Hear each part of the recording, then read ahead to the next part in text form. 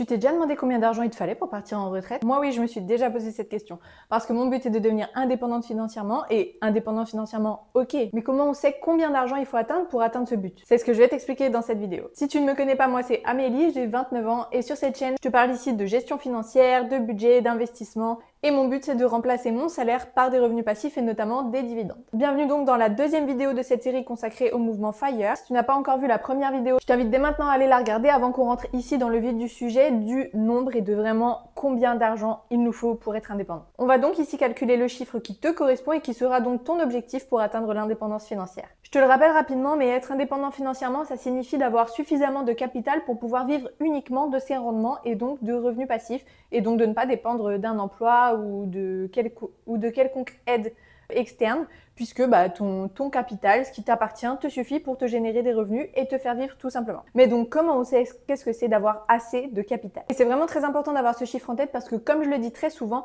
sans avoir un objectif clair, on ne peut pas vraiment atteindre nos objectifs. Si ton but peut-être c'est d'être indépendant financièrement, ok, c'est cool, mais si tu n'as pas de chiffres précis et concrets, ça va être beaucoup plus difficile pour toi d'y arriver parce que tu ne sais pas vraiment où tu vas et dans quelle direction tu vas. C'est comme ça que tu vas pouvoir mettre en place ton plan pour y arriver. Alors, pour savoir combien d'argent il te faut, tu vas d'abord reprendre ton budget que tu as actuellement, de ce que tu dépenses chaque mois. Et si tu ne fais pas déjà de budget au quotidien, je t'invite grandement à le faire parce que c'est comme ça que tu vas pouvoir bien gérer tes finances et pouvoir avancer justement vers ce but d'indépendance financière. C'est vraiment une étape très importante.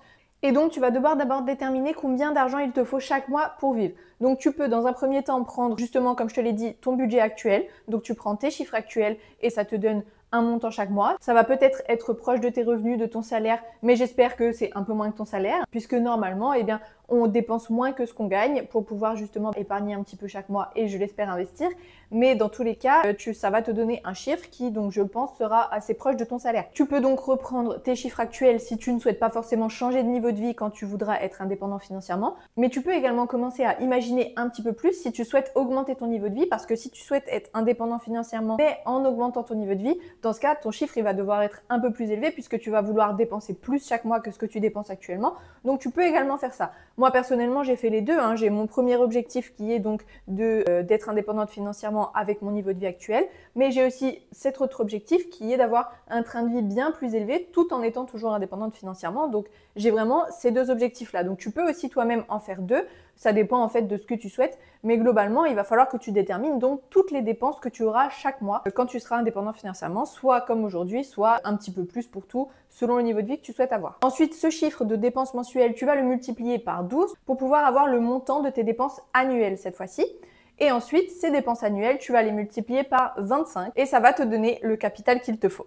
Pourquoi est-ce qu'on multiplie par 25? Tout simplement parce que ça correspondra à un rendement de 4%. Donc le total que tu as trouvé de capital, si tu le multiplies par 4%, ça va te redonner donc tes dépenses annuelles. Et 4%, c'est un rendement, je pense, vraiment réalisable et réaliste et souhaitable en tout cas d'avoir un minimum de 4% de rendement sur ton capital. Donc ça va en fait te donner un montant de capital que tu dois avoir investi dans des choses qui te rapportent au minimum 4% de rendement par an pour pouvoir justement vivre de tes revenus et des rendements de ton capital. Je vais vous donner mon propre exemple puisque j'ai aussi fait cet exercice. Mon mari et moi, on gagne actuellement 3 500 € par mois. Donc globalement, on veut remplacer nos salaires par des dividendes puisque, comme je vous l'ai dit, je souhaite pour l'instant avoir le même niveau de vie et quand même pouvoir, comme actuellement, investir et épargner. Et au pire, ce petit gap que j'utilise actuellement pour l'investissement et l'épargne, au pire après, je l'utiliserai pour des dépenses si j'ai plus besoin d'épargner ou d'investir. Mais comme je vous l'ai dit, comme après, je veux encore augmenter mon niveau de vie, dans tous les cas, je veux garder cette possibilité d'épargne et d'investissement. Donc, je veux clairement tout simplement les mêmes revenus qu'aujourd'hui. Vous pouvez également faire comme ça, mais ce sera plus précis si vous prenez vos dépenses et surtout si vous allez vers les dépenses souhaitées, l'augmentation du niveau de vie que vous voulez. Là, il va falloir calculer toutes les dépenses par catégorie pour déterminer combien vous voulez gagner par mois. Mais c'est globalement combien on veut gagner par mois. Donc, si je veux gagner comme aujourd'hui, donc chaque mois, on veut gagner 3 500 €. Quand on le multiplie par 12, ça nous donne donc 42 000 € à l'année. Et si on multiplie le tout par 25, ça nous fait 1 50 000 €. Il faut donc que j'ai un petit peu plus d'1 million d'euros qui est investi et qui me rapporte au minimum 4% de rendement chaque année pour pouvoir être indépendante financièrement et vivre uniquement de mon capital et ne plus avoir besoin de travailler pour vivre. Vous voyez donc pourquoi mon objectif, c'est d'être millionnaire. Tout simplement parce que ça tombe pas du ciel, c'est juste le chiffre qu'il me faut pour en vivre.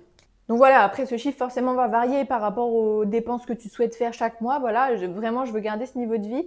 Je suis pas particulièrement dépensière, mais je suis pas particulièrement frugale non plus, je ne pense pas. Après, pour l'instant ça me convient. Si vraiment j'avais ce même niveau de vie sans travailler, ce serait très bien, je pense. Je serais déjà très contente. Donc voilà, après ça va dépendre de toi et de tes objectifs. Peut-être que tu as besoin de moins, ou peut-être que tu veux simplement gagner de quoi juste payer tes loisirs en fait.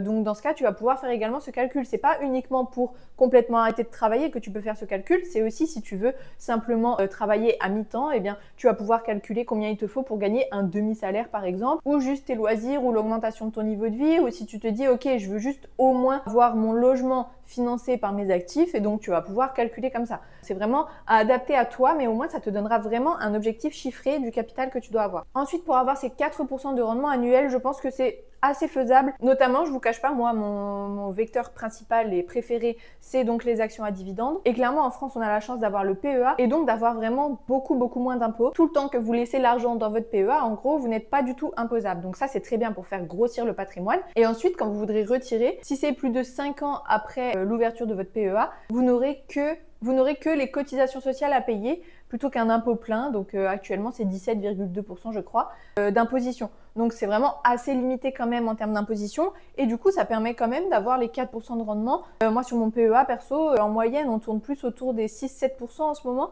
Donc c'est quand même pas mal.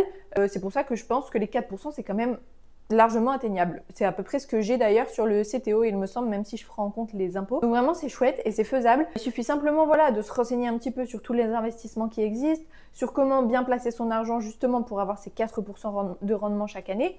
Et je sais que ça peut faire peur parfois d'investir, mais c'est juste parce que pour l'instant c'est inconnu pour toi. Mais si tu te renseignes vraiment dessus, et ben à force tu vas te rendre compte que tu te familiarises avec la chose, c'est comme tout. Au début quand tu as pris des leçons de conduite, ça te faisait peur, tu savais pas si tu allais pouvoir gérer tout ça et conduire une voiture, et au final maintenant c'est tranquille de conduire une voiture, c'est normal, tu le fais tous les jours presque.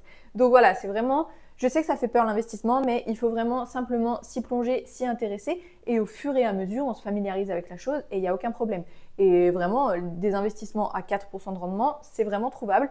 Donc voilà, au pire, tu peux, si tu penses que 4% c'est inatteignable et que tu atteindras plutôt 3%, tu peux aussi faire le calcul avec 3%. Du coup, ça sera pas x 25, mais il faudra calculer en faisant diviser par 0,03.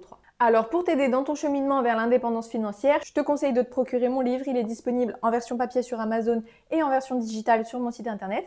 Tous les liens sont dans la description de cette vidéo. Et mon livre va te permettre de te faire ton propre budget et de te dégager de l'argent chaque mois justement pour pouvoir commencer à investir, construire ce patrimoine et donc atteindre ce chiffre de l'indépendance financière. Alors c'est parti, prends tout de suite une feuille, calcule ton chiffre qui deviendra ton objectif pour ton indépendance financière. Dis-le moi dans les commentaires aussi, est-ce que comme moi il s'approche du million ou est-ce que c'est beaucoup plus ou beaucoup moins? Ça va vraiment rendre tout ça concret et te permettre ensuite d'établir ton plan d'action puisque tu sais exactement où tu vas et quel est ton objectif. Dans la prochaine vidéo de cette série, je t'expliquerai comment avancer justement vers cet objectif même si tu as des petits revenus puisque c'est complètement faisable même avec des revenus classiques. Alors n'hésite pas à me suivre pour ne pas manquer la prochaine vidéo. Je te retrouve donc dans cet épisode 3 et d'ici là, n'hésite pas à me retrouver sur tous mes réseaux sociaux.